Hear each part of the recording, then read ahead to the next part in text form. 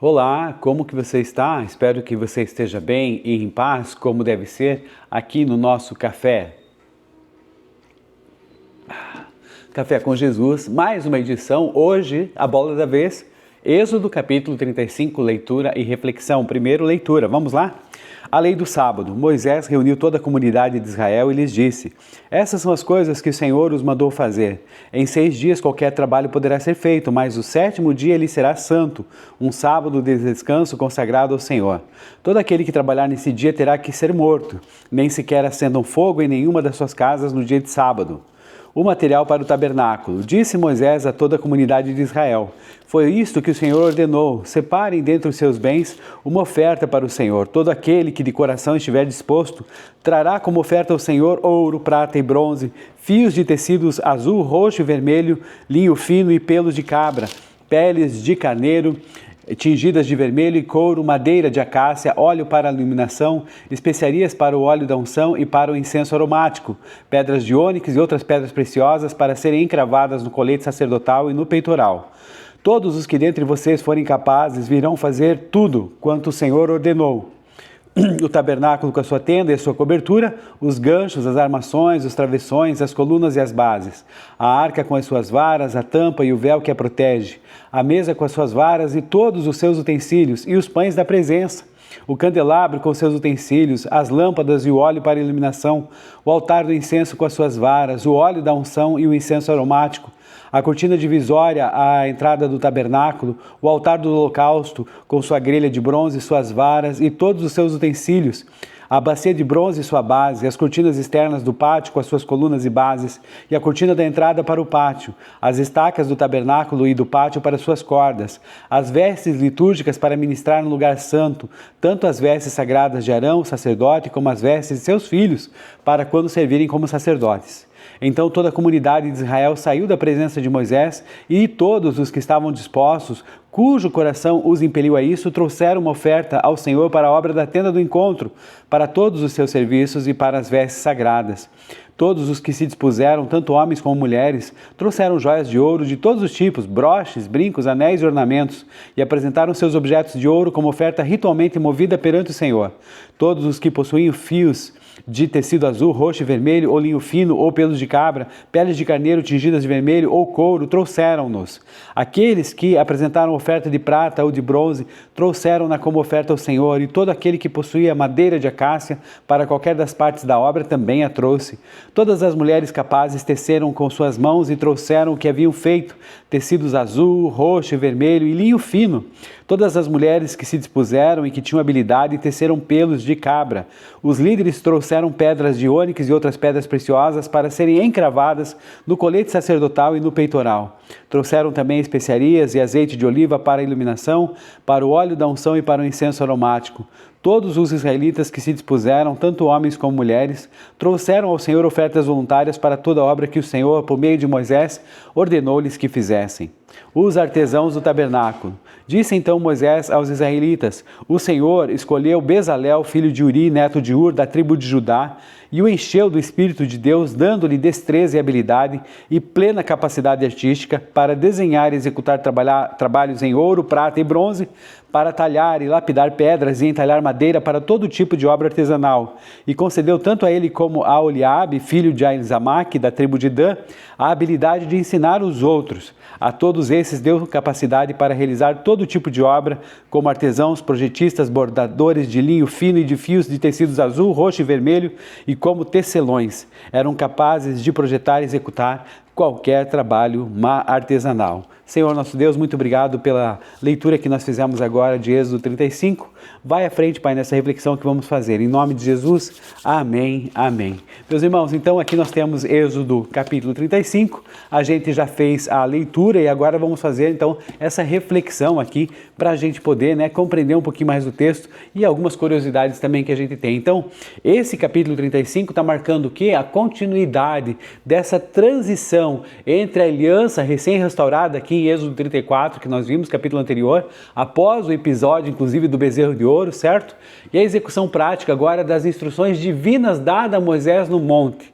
O texto, então, ele estabelece essa base teológica e prática para a construção do tabernáculo, iniciando ali com a reafirmação estrita da santidade, por exemplo, do dia de sábado, como sinal da aliança, e em seguida mobilizando toda a comunidade de israelitas ali, uma demonstração impressionante da generosidade voluntária, do engajamento comunitário e da capacitação ministerial por meio do Espírito de Deus, que foi concedida também aos artífices ali, Bezalel e a Oliabe, a quem Deus havia escolhido ali no Monte Sinai. Então, como sempre, nós vamos separar por blocos para poder analisar. Primeiro, dos versículos 1 a 3, o primeiro bloco diz respeito à lei do sábado. Então, a reunião da comunidade que há ali, Moisés convoca todo o povo de Israel para transmitir as ordens fundamentais de Deus antes de iniciar qualquer projeto de construção. Então, nesse sentido, o que acontece é que o trabalho é permitido, então, por 6 dias, e aí o 7º dia é um dia de sábado, descanso solene e santo consagrado ao Senhor, cuja quebra resultaria então em penalidade severa. E aí tem a questão da restrição das atividades, né? A proibição do trabalho estendia-se até mesmo ao ato de acender fogo nas habitações durante o dia de sábado.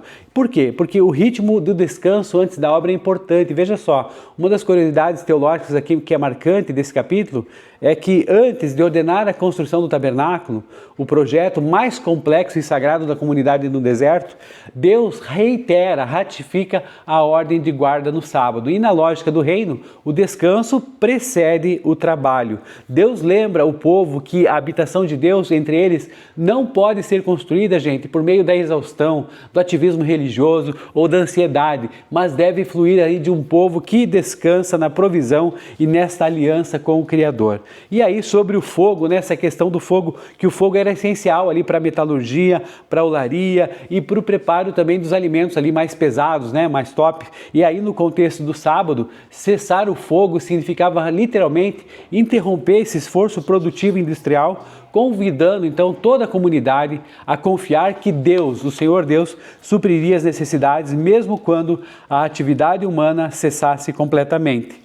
Seguindo adiante no próximo bloco, dos versículos 4 até o 19, nós vamos ter então a chamada para as ofertas e os materiais do tabernáculo que nós já vimos, né? Mas aqui tem a questão da instrução das ofertas voluntárias. Moisés então orienta, né, que cada israelita ali, que tem o coração voltado, disposto, que separe e traga uma contribuição material ao Senhor. E ali existe uma variedade de recursos, porque essa lista é enorme, ela inclui materiais preciosos, ouro, prata e bronze, fios coloridos como azul, a púrpura, a escarlate e o linho fino, pelos de cabra, peles, madeira de acácia, azeite, especiarias e pedras preciosas. E aí os artífices e a comunidade são lembrados de tudo que deve ser fabricado: a tenda do tabernáculo, cobertura, armações, colunas, a arca da aliança, a mesa dos pães da presença, o próprio candelabro, os altares, as bacias, as cortinas e as vestes litúrgicas. E aí a resposta voluntária do povo, inaugurando o 3º bloco,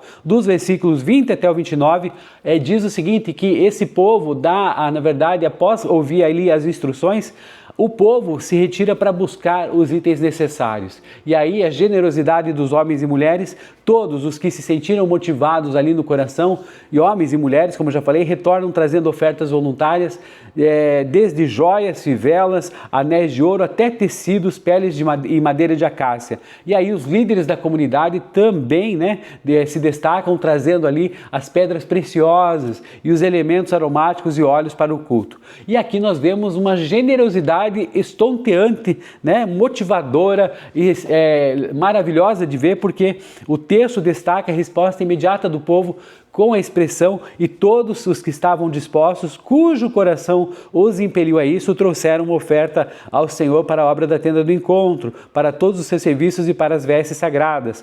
Versículo 21. A participação, gente, foi tão voluntária, tão espontânea e entusiasmada, que capítulos mais à frente, como nós vamos ali, por exemplo, em Êxodo 36, que nós vamos ler, Moisés precisa dar uma ordem oficial para o povo parar de trazer ofertas, acreditem ou não, porque o material recolhido era excessivo para a obra. Mas nós temos mais exemplos disso aqui, não é só nessa passagem não.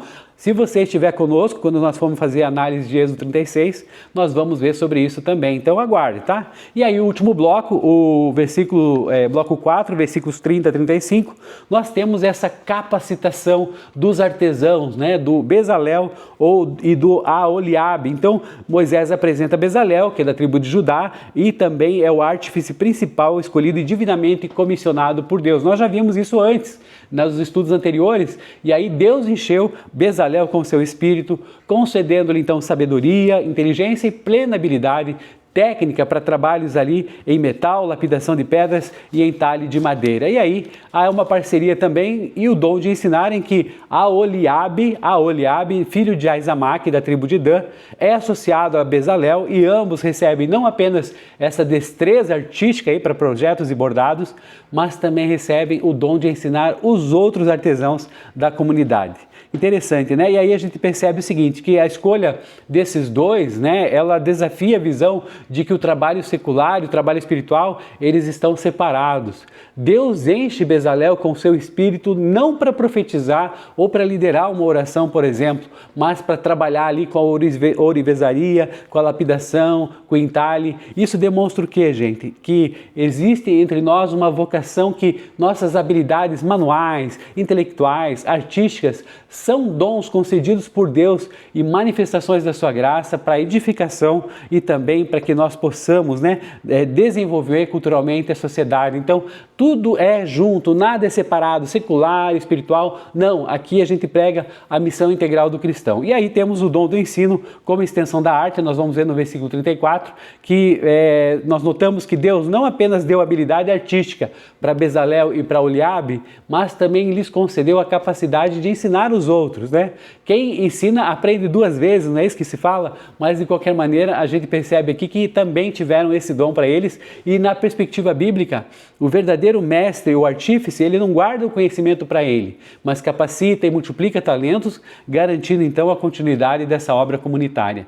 E o ensino central, então desde o 35 que nós fizemos aqui, revela que a obra de Deus, ela exige tanto uma obediência rigorosa para os seus estatutos, simbolizando aqui, né, na observância do sábado, como, por exemplo, o centro regulador do tempo e do descanso. Nós já vimos sobre isso também, já estudamos sobre o sábado, já explicamos aqui nessa questão de que aí depois da vinda de Jesus, na verdade nós vivemos uma inteireza de coração e descansamos no Senhor perenemente, né, de uma forma definitiva. Então Ele nos traz descanso, nosso jugo é suave, nosso fardo é leve. E aí a gente percebe também que quanto ao envolvimento comunitário voluntário, existe, né, uma mobilização do coração e das pessoas na comunidade de fé e a capacitação espiritual para o serviço. O texto demonstra que a construção do espaço sagrado não se sustenta por uma imposição, mas por corações generosos que estão dispostos a entregar tudo o que possuem, somado à convicção de que toda habilidade técnica, talento prático e capacidade de liderança e o ensino, né, está tudo diretamente vinculado e eles, na verdade, provém diretamente do Espírito de Deus, que capacita cada pessoa a edificar aí o seu reino, né, o reino de Deus com excelência, ajuda a edificar o reino de Deus com excelência. E aí o desafio pessoal para hoje é que Deus nos capacita então a alinhar o nosso ritmo de trabalho e de descanso também à vontade dele, permitindo que Deus renove as nossas forças, mesmo nos momentos de dificuldade, e que nós tenhamos também momentos de pausa e que a gente possa dispor generosamente o nosso coração para se entregar aí com o melhor dos nossos recursos, talentos, habilidades profissionais para a edificação do reino e para abençoar a comunhão da igreja. Então que nós vivamos sempre essa missão integral aí do cristão, e Êxodo 35 nos leva a refletir sobre isso. Espero que você tenha gostado do nosso Café com Jesus de hoje. Um grande abraço, até a próxima. Deus abençoe. Valeu!